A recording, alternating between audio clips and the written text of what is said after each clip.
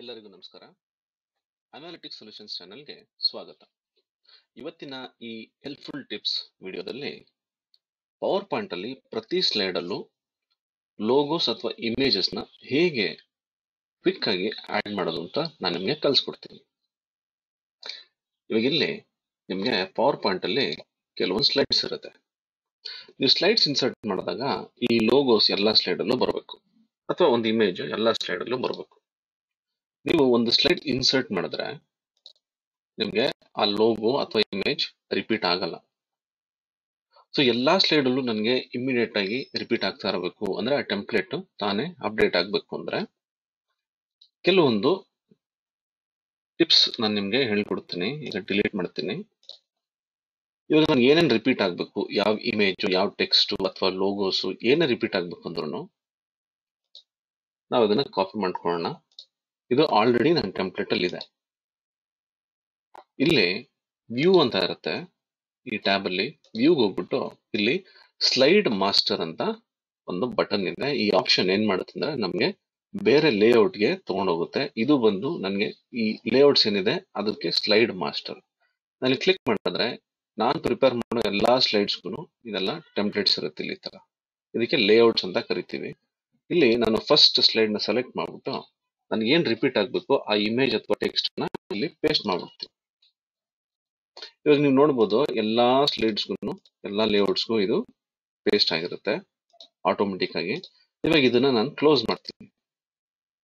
Close ಮಾಡಿದಾಗ ನೋಡಿ ನನಗೆ ಇಲ್ಲಿ ಈ ರೀತಿ ಬರುತ್ತೆ. ನಾನು ಇವಾಗ ಸ್ಲೈಡ್ ನ ಇನ್ಸರ್ಟ್ ಮಾಡ್ತೀನಿ.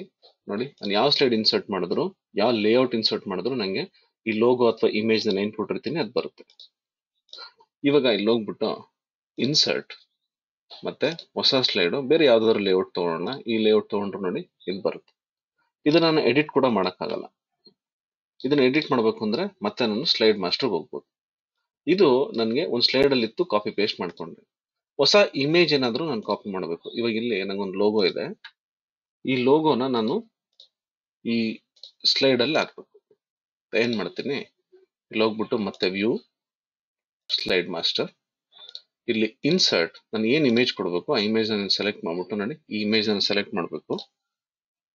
ಇಲ್ಲಿ ಲೋಗೋ ಇದೆ, ನಿಮ್ಗೆ ಬೇರೆ ಇಮೇಜ್ ಬೇಕಾದ್ರೂ ಸೆಲೆಕ್ಟ್ ಮಾಡ್ಬೋದು. ನಾನು ಇಲ್ಲಿ ಸೆಲೆಕ್ಟ್ ಮಾಡಿ ಇನ್ಸರ್ಟ್ ಅಂತ ಕೊಡ್ತೀನಿ. ಆ ಇಮೇಜ್ ಇಲ್ಲಿ ಇನ್ಸರ್ಟ್ ಆಗುತ್ತೆ. ನಿಮ್ಗೆ ಯಾವ ರೀತಿ ರಿಸೈಸ್ ಮಾಡ್ಬೇಕು, ಯಾವ ಲೊಕೇಶನ್ ಅಲ್ಲಿ ಹಾಕ್ಬೇಕು ಅದನ್ನ ಇಲ್ಲಿ ಇಟ್ಬಿಟ್ಟು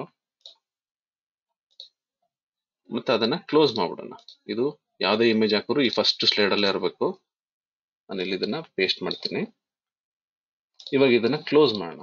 ಕ್ಲೋಸ್ ಮಾಡಿದ್ರೆ ನೋಡಿ ಈ ಲೋಗೋ ಇಲ್ಲಿರುತ್ತೆ, ಅಥವಾ ಯಾವುದೇ ಇಮೇಜ್ ಇದ್ರೂ ಕೂಡ ಇಲ್ಲಿರುತ್ತೆ. ನೀವು ಇವಾಗ ಯಾವುದೇ ಸ್ಲೈಡ್ ಹೋದ್ರು ನಮ್ಗೆ ಆ ಇಮೇಜ್ ಇರುತ್ತೆ. ನೋಡಿ ಇನ್ನೊಂದು ಸ್ಲೈಡ್ ಇನ್ಸರ್ಟ್ ಮಾಡ್ತೀನಿ. ಇಮಿಡಿಯೇಟ್ ಆಗಿ ಆ ಇಮೇಜ್, ಲೋಗೋ ಏನೇ ಟೆಕ್ಸ್ಟ್ ಕೊಟ್ಟಿದ್ರು ಅದಲ್ಲಿ ಬರುತ್ತೆ. ಸೊ ಈ ರೀತಿ ನನಗೇನಾದ್ರೂ ಅಕಸ್ಮಾತ್ ಯಾವ್ದಾದ್ರು ಒಂದು ಲೋಗೋ ಅಥವಾ ಇಮೇಜ್ ಅಥವಾ ಟೆಕ್ಸ್ಟ್ ಎಲ್ಲಾ ಸ್ಲೈಡ್ ಅಲ್ಲೂ ರಿಪೀಟ್ ಆಗ್ಬೇಕು ಅಂತಂದ್ರೆ ಸ್ಲೈಡ್ ಮಾಸ್ಟರ್ ಅಲ್ಲಿ ಇನ್ಸರ್ಟ್ ಮಾಡಿ. ಅವಾಗ ನಾವು ಯಾವುದೇ ಸ್ಲೈಡ್ ಇನ್ಸರ್ಟ್ ಮಾಡಿದ್ರು ನನಗೆ ಆ ಲೋಗೋ, ಇಮೇಜ್, ಟೆಕ್ಸ್ಟ್ ಅಥವಾ ಏನೇ ಆಗ್ಲಿ ರಿಪೀಟ್ ಆಗ್ತಾ ಇರುತ್ತೆ. ಈ ವಿಡಿಯೋ ನಿಮ್ಗೆಲ್ಲ ಉಪಯೋಗ ಆಗುತ್ತೆ ಅಂತ ನಾನು ಅನ್ಕೊಂಡಿದ್ದೀನಿ. ಈ ವಿಡಿಯೋ ನೋಡಿದ್ದಕ್ಕೆ ತುಂಬಾ ಧನ್ಯವಾದಗಳು.